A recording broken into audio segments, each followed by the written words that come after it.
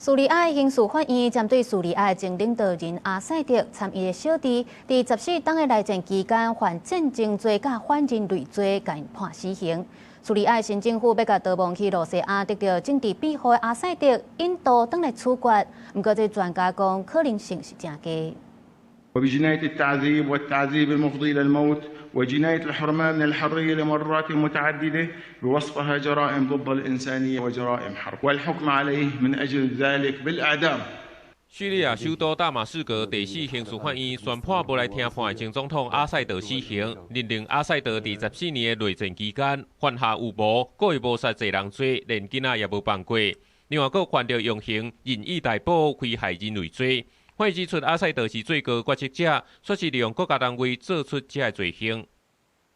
另外，法院也判無來聽判的6個前軍方安全官員死刑，其中有阿塞德小弟馬西爾·阿塞德，閣有阿塞德表兄迪拉省建立安全部門的前負責人阿提布。宣判時，伊穿犯人衫，徛佇籠仔內，全無後悔。阿提布向判謀殺罪、故意殺害15歲以下兒童罪，閣有用刑致死罪等等，毋過會使上訴，伊也是受審的最高級安全官員之一。اليوم هو إنصاف لكل الجرحى، إنصاف للشهداء، إنصاف للمعتقلين، إنصاف للسوريين الذين هجروا من بلادهم دون وجل. الحمد لله بعد مرور 15 سنة انتصرت الثورة السورية. الفرحة لا توصف، ولكن اليوم الفرحة أكبر وأكبر。